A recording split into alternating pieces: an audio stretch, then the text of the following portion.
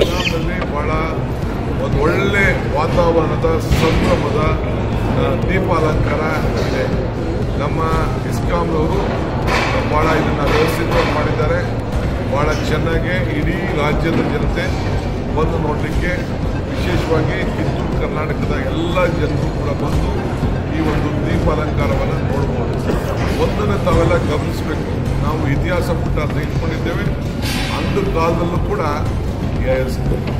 1904ರಲ್ಲಿ ಶಿವಸಮುದ್ರದಲ್ಲಿ ವಿದ್ಯುತ್ ಶಕ್ತಿ ಮೊದಲು ಪ್ರಾರಂಭ ಆದರೂ ಕೂಡ 24ರಲ್ಲಿ ಬೆಳಗಾಂನಲ್ಲಿ ಆ AICC ಸಮಾವೇಶಕ್ಕೆ ದೀಪಾಲಂಕಾರವನ್ನು ಅವತ್ತು ಕೂಡ ಮಾಡಿದ್ದಾರೆ. ಆ ಫೋಟೋ ಕೂಡ ನನ್ನ ಹತ್ತಿರ.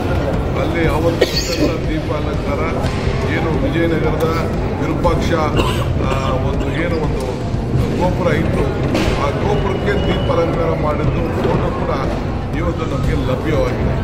ಸೊ ಅದೇ ಮಾದರಿಯಲ್ಲಿ ನಾವು ಈ ಸಂದರ್ಭದಲ್ಲಿ ನಾವು ಮಾಡ್ತಾ ಇದ್ದೇವೆ. ಒಂದು 100 ಮೀಟರ್ ಮುಂಚಿತವಾಗಿ ನಾಳೆ AICC ಎಲ್ಲ ವರ್ಕಿಂಗ್ ಕಮಿಟಿ ಮೆಂಬರ್ಸು ಒಂದು ಜಾಗದಲ್ಲಿ ಇದ್ಕೊಂಡು ಸೇವಾದಳದವರ ಜೊತೆಯಲ್ಲಿ ಆ ಒಂದು AICCಯ ವರ್ಕಿಂಗ್ ಕಮಿಟಿ ಜಾಗಕ್ಕೆ ಅವರು ಒಂದು ಪಾದಯಾತ್ರೆ ಮಾಡಿ ಆ ಸ್ಥಳಕ್ಕೆ ಹೋಗಿ ಭೇಟಿ ಕೊಡುವಂಥ ಕಾರ್ಯಕ್ರಮವನ್ನು ಮಾಡ್ತಾರೆ. ಅಲ್ಲಿಂದ ನಮ್ಮ ಚರ್ಚೆ, ನಿರ್ಣಯಗಳು, ವಾದ, ಅನುಭವ, ಯಾವ ದಿಕ್ಕಿನಲ್ಲಿ ಈ ದೇಶ ಬಡಜನತೆನ ಯಾವ ಬದುಕಿನಲ್ಲಿ ತೆಗೆದುಕೊಂಡು ಹೋಗಬೇಕು, ಈ ದೇಶದ ಯಾವ ರೀತಿ ಒಂದು ಐಕ್ಯತೆಯನ್ನು ಕಾಪಾಡಲಿಕ್ಕೆ ನಾವೆಲ್ಲ ಹೋರಾಟವನ್ನು ಮಾಡಬೇಕು ಅಂತೇಳಿ ಇಡೀ ದೇಶಕ್ಕೆ ಮಾರ್ಗದರ್ಶನ ಕೊಡುವಂಥ ಎಲ್ಲ ಸರ್ಕಾರಗಳು ಕೂಡ, ಯಾವುದೇ ಸರ್ಕಾರ ಇರಲಿ, ಆ ಸರ್ಕಾರಕ್ಕೆ ಕಾಂಗ್ರೆಸ್ ಏನು ಒಂದು ನೀತಿ ಸಿದ್ಧಾಂತ ಆವತ್ತಿನ ಕಾಲದಿಂದ ಇವತ್ತಿಗೂ ಏನು ನಾವಿದ್ದೇವೆ ನಾವು ಮಾಡ್ಕೊಂಡು ನಾವು ಬರ್ತಾ ಇದ್ದೀವಿ. ಇದಲ್ಲದೆ ಸರ್ಕಾರ ಮತ್ತು ಪಕ್ಷ ಎರಡೂ ಕೂಡ 1 ವರ್ಷ ಕಾಲ ಇದನ್ನು ನಾವು ಮುಂದುವರಿಸ್ತಾ ಇದ್ದೀವಿ. ಇಡೀ ರಾಜ್ಯದ ಪ್ರತಿಯೊಂದು ತಾಲೂಕಿನಲ್ಲೂ ಕೂಡ ಈ ಕಾರ್ಯಕ್ರಮವನ್ನು ನಡೆಸ್ತಾ ಇದ್ದೇವೆ. ಶಾಲಾ ಕಾಲೇಜುಗಳಲ್ಲಿ ಚರ್ಚಾ ಸ್ಪರ್ಧೆಗಳು ನಡೀತದೆ. ಗಾಂಧಿ ತತ್ವಗಳ ಬಗ್ಗೆ ಅವರ ಆಚಾರ ವಿಚಾರಗಳನ್ನು ಚರ್ಚೆ ಮಾಡೋಂಥ ಒಂದು ಅವಕಾಶ ಮಾಡಿಕೊಟ್ಟು ಸರ್ಕಾರ ಮತ್ತು ಪಕ್ಷ ಎರಡೂ ಕೂಡ ಈ ಕಾರ್ಯಕ್ರಮವನ್ನು ನಿರ್ವಹಿಸಿದೆ. ತಾವು ಗಮನಿಸಿರ್ಬೋದು, ಈ ಅಕ್ಟೋಬರ್ 2ನೇ ತಾರೀಕು ಗಾಂಧಿ ಭವನದಿಂದ ಗಾಂಧಿ ಸ್ಟ್ಯಾಚ್ಯೂವರೆಗೂ ಒಂದು ನಡಿಗೆಯನ್ನು ಇಟ್ಟಿದ್ದು ಮತ್ತು ಕಾಂಗ್ರೆಸ್ ಪಕ್ಷ ಗಾಂಧಿ ಪುತ್ಥಳಿಯಿಂದ ಹಿಡಿದು ಸ್ಟ್ಯಾಚ್ಯೂಯಿಂದ ಹಿಡಿದು ಇದು ನಮ್ಮ ಭಾರತ್ ಜೋಡೋ ಭವನವರು ಕೂಡ ಕಾರ್ಯಕ್ರಮವನ್ನು ಮಾಡಿ ಮಕ್ಕಳ ಜೊತೆ ಸಂವಾದವನ್ನು ಕೂಡ ನಾವು ಮಾಡಿದ್ದನ್ನು ತಾವೆಲ್ಲ ಗಮನಿಸಿರ್ಬೋದು. ಆ ನಿಟ್ಟಿನಲ್ಲಿ ನಮ್ಮ ಕಾರ್ಯಕ್ರಮ ಸರ್ಕಾರ ಮತ್ತು ಪಕ್ಷ ಎರಡೂ ಸೇರಿ ಈ ಗಾಂಧಿಯವರ ಆಚಾರ ವಿಚಾರವನ್ನು ಪ್ರಚಾರ ಮಾಡಲಿಕ್ಕೆ ನಾವೆಲ್ಲ ಕಾರ್ಯಕ್ರಮವನ್ನು ಸರ್ಕಾರ ರೂಪಿಸ್ತಾರೆ. Sir, CWC meeting ಅಜೆಂಡಾಗಳೇನಿದೆ?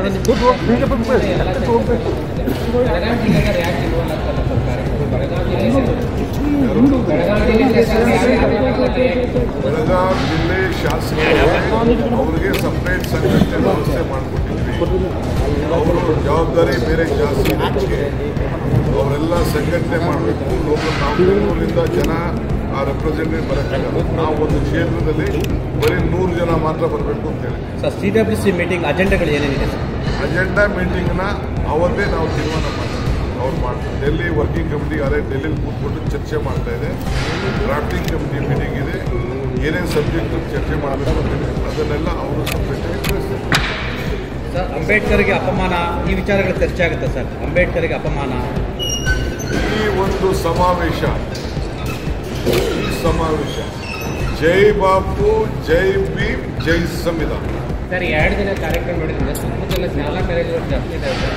ರಜೆ ಕೊಡ್ತೀರಾ 2 ದಿನ? ಏನಂತ ನಾವು ಅದನ್ನು ಮಾಡೋಕ್ಕಾಗಲ್ಲ. ಗ್ರೌಂಡ್ ಪಕ್ಕದಲ್ಲಿ 2 ಸ್ಕೂಲ್ ಇದೆ, ಕಾಲೇಜಿದೆ, ಈ ಕಡೆ ಸ್ಕೂಲ್ ಇದೆ. ಅದನ್ನು ನೋಡೋಣ. ನಿಮ್ಮ ಸರಿನ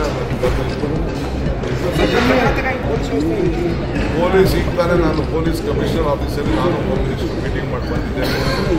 ಸುಮಾರು 3,000ಕ್ಕೂ ಹೆಚ್ಚು ಪೊಲೀಸರು ಎಲ್ಲ ವ್ಯವಸ್ಥೆಯನ್ನು ಮಾಡ್ಕೊಂಡಿದ್ದಾರೆ. ಭದ್ರತೆ ವ್ಯವಸ್ಥೆಯಿಂದ ಎಲ್ಲ ಟ್ರಾಫಿಕ್ ವೆಹಿಕಲ್ಗಳು ಬಂದಂಥವ್ರಿಗೆ ಎಲ್ಲೆಲ್ಲಿ ಜಾಗ ಕೊಡಬೇಕು, ಪಾರ್ಕಿಂಗ್ ಜಾಗ ಕೊಡಬೇಕು ಅಂತೇಳಿ ನಾನು ಕೂಡ ಈಗ ತಾನೇ ಅವ್ರ ಹತ್ರ ಮೀಟಿಂಗ್ ಮಾಡ್ಕೊಂಡಿದ್ದೀನಿ.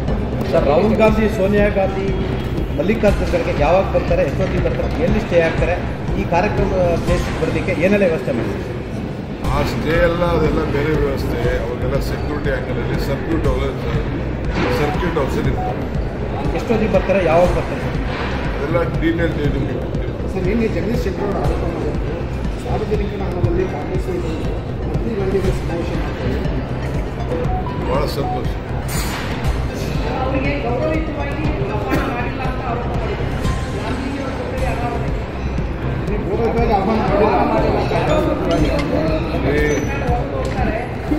Red carpet ಮನೆವರೆಗೂ ಕಾಣಿಸ್ತಾರೆ.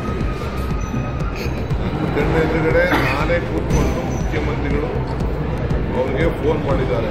ಅಶೋಕ್ ಫೋನ್ ಮಾಡಿದ್ದಾರೆ, ಲ್ಯಾಂಡ್ಸ್ ಅವ್ರಿಗೆ ಫೋನ್ ಮಾಡಿದ್ದಾರೆ, ಕೌನ್ಸಿಲ್ ಚೇರ್ಮನ್ ಫೋನ್ ಮಾಡಿದ್ದಾರೆ, ಸ್ಪೀಕರ್ ಮಾಡಿದ್ದಾರೆ, ಎಲ್ಲ ಮಾಡಿದ್ದಾರೆ. ಇನ್ವಿಟೇಷನಲ್ಲಿ ಅವರು ಕೂಡ ಹೆಸರು ಮಾಡಿದ್ದಾರೆ. ಇದು ಬಿಡಿ, ಅವ್ರು BJP ಸರ್ಕಾರ ಇದ್ದಾಗ ಸುರೇಶ್ ಅಂಗಡಿ ಹೆಣನ ಗೌರವ ತಂದು ಇದು ಆಗಲಿಲ್ಲ. ಅದಕ್ಕೆ ಫಸ್ಟ್ ಅವ್ರು ಮಾತಾಡೋಕ್ಕೆ ಅವ್ರು ಬೀಗ್ರೆ ಹೆಣ ಪಾಪ ಅವರ ನಮ್ಮನ್ನು ಸತ್ತೋದಲ್ಲ. ಯಾವ BJP ಲೀಡ್ರು ಮಾತಾಡಲಿಲ್ಲ. ಅಲ್ಲಿಗೆ ತೆಗೆದುಕೊಂಡು ಬಂದು ಒಂದು ಸ್ಪೆಷಲ್ ಫ್ಲೈಟಲ್ಲಿ ಆ ಕುಟುಂಬದವ್ರಿಗೆ ಸಾರ್ವಜನಿಕರಿಗೆ ನೋಡೋಕ್ಕೆ ಕೊಟ್ಟಿಲ್ಲ. ಏನಾಗಿತ್ತು, ಜಗದೀಶ್ ಶೆಟ್ಟರ್ ಬಾಯಿಯಾಗ ಮಾತಾಡೋಕ್ಕಾಗಿರಲಿಲ್ಲ. ಅವರು ಹೇಳೋದು ಈ ಕಾರ್ಯಕ್ರಮವನ್ನು ಇಷ್ಟೊಂದು ಗಾಂಧಿ ಮೇಲೆ ಪ್ರೀತಿ ಇದ್ರೆ ಕೇಂದ್ರ ಮತ್ತು ರಾಜ್ಯ ಸರ್ಕಾರಗಳೇ ಸೇರಿ 500 ಕೋಟಿ ಖರ್ಚು ಮಾಡಿ ಮಾಡ್ಲಿಕ್ಕೆ ನಾವು ರೆಡಿ ಇದ್ದೀವಿ, ಆದರೆ ನೀವು ದೂರ ಇಟ್ಟು ಮಾಡ್ತಾ ಇದ್ದೀವಿ ಅಂತ ಮಾಡೋಕ್ಕೆ ಈಗೂ ಮಾಡಬೇಕು. ಈಗೂ ಟೈಮ್ ಆಗಿಲ್ಲ, ಇನ್ನೂ ಒಂದು ವರ್ಷ ಇದೆ. ದಯವಿಟ್ಟು ಅವ್ರಿಗೆ ಇಲ್ಲೇ ನಮ್ರತೆಯಿಂದ ಈ ದೇಶದ ಜನತೆ ಪರವಾಗಿ ನಾನು ಪ್ರಾರ್ಥನೆ ಮಾಡ್ತಾ ಇದ್ದೀನಿ, ಕೈ ಮುಗಿದು ಕೇಳ್ಕೊಳ್ತಾ ಇದ್ದೀನಿ. ಈಗೂ ಅವರೇ ಮುಂದಾಳತ್ವವನ್ನು ವಹಿಸ್ಕೊಂಡು ಅವರೇ ಮಾಡಿ ಅವರಿಂದ ನಾವು ಒಬ್ಬ ಸೇವಕರಾಗಿ ಕೆಲಸ ಮಾಡ್ತೀವಿ. ಸ್ಟೇಟ್ ಗೌರ್ಮೆಂಟಿಂದ ಯಾವುದು ಸ್ಟೇಟ್ ಗೌರ್ಮೆಂಟಿಂದ ಪ್ರಪೋಸಲ್ ಹೋಗಿಲ್ಲ ಜಾಯಿಂಟ್ ಸೆಲೆಬ್ರೇಷನ್ ಇದು ನಮ್ಮ ಸ್ಟೇಟ್ ನಾವು ಮಾಡ್ತಾ ಇದ್ದೀವಿ. ಸೆಂಟ್ರಲ್ ಗೌರ್ಮೆಂಟ್ ಅವ್ರ ಡ್ಯೂಟಿ. ಪ್ರತಿ ನೋಟಲ್ಲೂ ಗಾಂಧಿ ಹಾಕ್ಕೊತಾ ಇದೆ. ಪ್ರತಿ ನೋಟಲ್ಲೂ ಗಾಂಧಿ ಇದ್ದಾರಲ್ಲ, ಅದು ಅವ್ರು ಅರಿವಿಲ್ಲ ಅವ್ರಿಗೆ.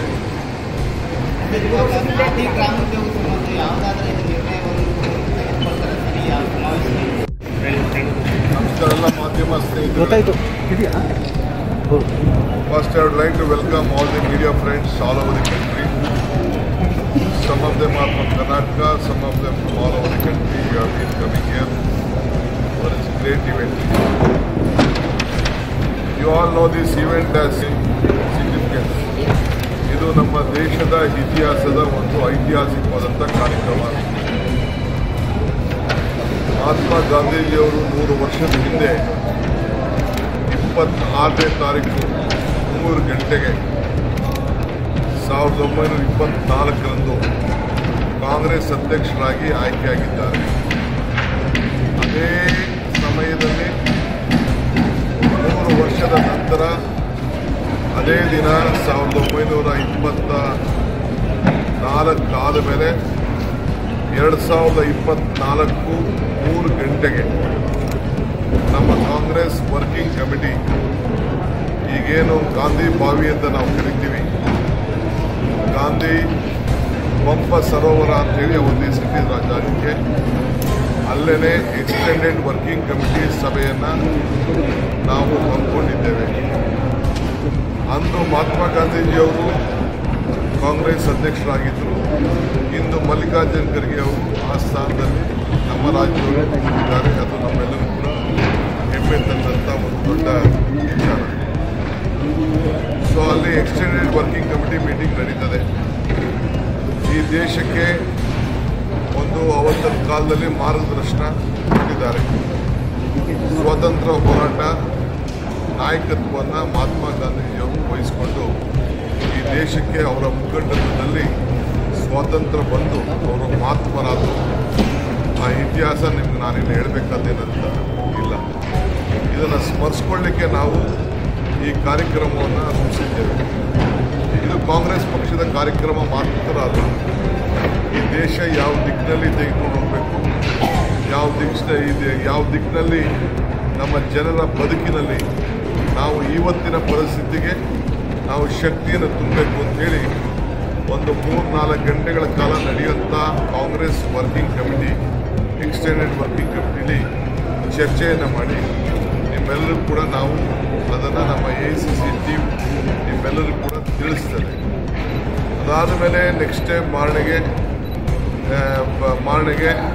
ಈ ನಾನೇನು ಇಲ್ಲಿ ಕೂತಿದ್ದೇನೆ ಈ ಜಾಗದಲ್ಲಿ ಜೈ ಬಾಬು, ಜೈ ಭೀಮ್, ಜೈ ಜೈ ಸಂವಿಧಾನ ಒಂದು ವೇದಿಕೆಯ ಈ ಕಾರ್ಯಕ್ರಮದ ಹೆಸರು. ಇದು ಮಹಾತ್ಮ ಗಾಂಧೀಜಿಯವರ ನಗರ ಅಂತ ನಾವು ಇದಕ್ಕೆ ಘೋಷಣೆ ಮಾಡಿದ್ದೇವೆ. ಮಹಾತ್ಮ ಗಾಂಧೀಜಿಯವರ ನವನಗರ ಅಂತೇಳಿ ಘೋಷಣೆ ಮಾಡಿದ್ದೇವೆ. ಈ ಒಂದು ಸಮಾವೇಶದ ಹೆಸರು ಜೈ ಬಾಬು, ಜೈ ಭೀಮ್, ಜೈ ಸಂವಿಧಾನ. ಇದನ್ನು ನಾವು ಈ ಹೆಸರನ್ನು ನಾವು ಈಗಾಗಲೇ ACCಯಿಂದ ಘೋಷಣೆ ಕೂಡ ಆಗಿದೆ. ಸೊ ಈ ಕಾರ್ಯಕ್ರಮವನ್ನು ನಾವು ನಡೆಸ್ತಾ ಇದ್ದೇವೆ.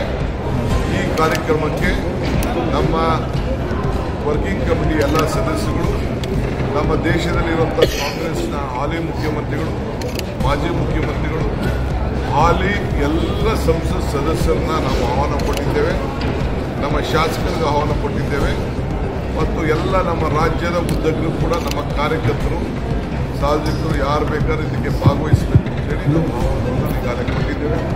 ಈಗಲೂ ಕೂಡ ತಮ್ಮ ಮುಖಾಂತರ ಎಲ್ಲರೂ ಕೂಡ ಮುಕ್ತ ಅವಕಾಶವನ್ನು ನಾವು ಕೊಡ್ತಾ ಇದ್ದೇವೆ. ಜಾಗ ಸಾಕಾಗುವುದಿಲ್ಲ ಅನ್ನೋದು ನಮಗೆ ಅರಿವಿದೆ. ಆದರೂ ಒಂದು ಐತಿಹಾಸಿಕವಾದಂಥ ಸ್ಥಳದಲ್ಲೇ ಮಾಡಬೇಕು ಅನ್ನೋ ದೃಷ್ಟಿಯಿಂದ ಈ ಕಾರ್ಯಕ್ರಮವನ್ನು ಇಲ್ಲಿ ನಡೆಸ್ತಾ ಇದ್ದೇವೆ. ಇವತ್ತು ಏನು ನಮ್ಮ ಬೈಠಕ್ಕಿದೆ ಅಂದರೆ ವರ್ಕಿಂಗ್ ಕಮಿಟಿ ಮೀಟಿಂಗ್ ಏನಿದೆ ಅದು ಗಾಂಧಿ ಬಾವಿಲೇ ಮಾಡ್ತಾ ಇದೆ. ಗಾಂಧಿ ಬಾವಿ ಹಿಂದೆ ಎಲ್ಲಿ ಮಹಾತ್ಮ ಗಾಂಧೀಜಿಯವರು ಅಧ್ಯಕ್ಷರಾಗಿ ಆಯ್ಕೆಯಾಗಿದ್ದರೋ ಆವತ್ತಿನ ಕಾಲದಲ್ಲಿ 80 ಎಕರೆ ಜಾಗದಲ್ಲಿ ಆ ಕಾರ್ಯಕ್ರಮವನ್ನು ನಡೆಸಿದ್ರು. ಅಲ್ಲಿ ಬಾವಿ ತಂದಿದ್ರು, ಅಲ್ಲಿ ಜನರಿಗೆ ನೀರು ಕೊಟ್ಟಿದ್ರು, ಎಲ್ಲಿ ಸಮಾವೇಶ ನಡೆಸಿದ್ರು ಅದೇ ಜಾಗದಲ್ಲಿ ನಾವು ಆ ಮೀಟಿಂಗನ್ನು ಕೂಡ ನಾವು ಇಟ್ಕೊಂಡಿದ್ದೇವೆ. ಆವತ್ತಿನ ಕಾಲದಲ್ಲಿ ನಾವು ದೇಶಪಾಂಡೆ ಅವರು, ಗಂಗಾಧರ್ ದೇಶಪಾಂಡೆ ಅವರು ನಮ್ಮ ಬೆಳಗಾಂನವರು, ಅವರು ಪ್ರಧಾನ ಕಾರ್ಯದರ್ಶಿ ಆಗಿದ್ದರು ಮತ್ತು ಪಂಡಿತ್ ಜವಾಹರ್ಲಾಲ್ ನೆಹರು ಅವರು ಕೂಡ ಕಾರ್ಯದರ್ಶಿಯಾಗಿ ಕೆಲಸ ಮಾಡ್ತಾಯಿದ್ರು. ಅವರಿಬ್ಬರು ಈ ಬೆಳಗಾಂನಲ್ಲಿ ನಡೆಯಲಿಕ್ಕೆ ಕಾರಣಭೂತರಾಗಿದ್ದರು ಅನ್ನೋದು ಚರಿತ್ರೆ ಇದೆ. ಅದಾದ ಮೇಲೆ ಬೇರೆ ಎಲ್ಲ ನಮ್ಮ ದಾಖಲೆಗಳನ್ನು ಕೂಡ ನಾವು ಸಂಗ್ರಹಿಸಿದ್ದೇವೆ. ಆ ಪುಸ್ತಕಗಳನ್ನು ನಾಳೆ ಬಿಡುಗಡೆ ಮಾಡುವಂಥ ಕೆಲಸ ಕೂಡ ನಾಡಿದ್ದು ಮಾಡುತ್ತಿದ್ದೇವೆ. ಇದಾದಮೇಲೆ ಮಧ್ಯದಲ್ಲಿ ಗಾಂಧಿ ಸ್ಟ್ಯಾಚ್ಯೂ ಆ ಜಾಗದಲ್ಲಿ ಮುಖ್ಯಮಂತ್ರಿಗಳು ಬೆಳಗ್ಗೆ ಅದನ್ನು ಉದ್ಘಾಟನೆಯನ್ನು ಮಾಡ್ತಾ ಇದ್ದಾರೆ. ಇದರಲ್ಲಿ ಗಾಂಧಿ ಬಾವಿಲಿ ವೀರಸೌಧ ಜಾಗದಲ್ಲಿ ಒಂದು ಹೊಸ ಪುತ್ಥಳಿಯನ್ನು ಅನಾವರಣ ಮಾಡೋಂಥ ಕೆಲಸ ಅಲ್ಲಿ ಮಾಡ್ತಾ ಇದ್ದಾರೆ.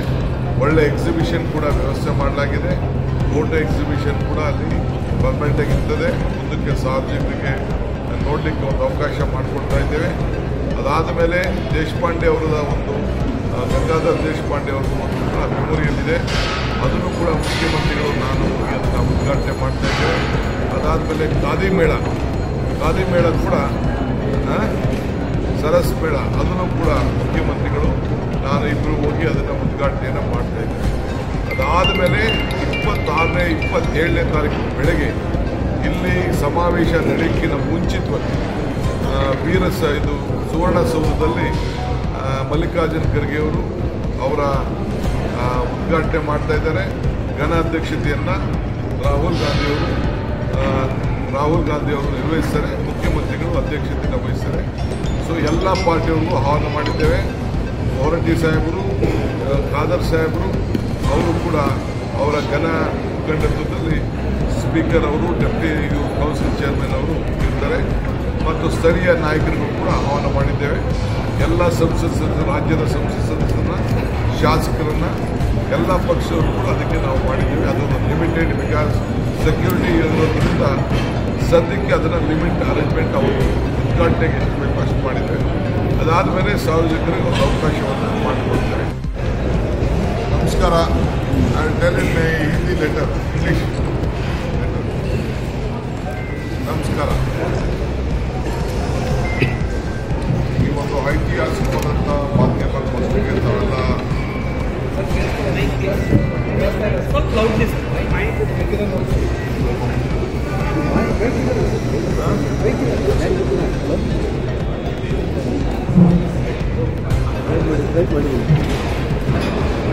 ನಮಸ್ಕಾರ. ಹಾಂ ಸರ್.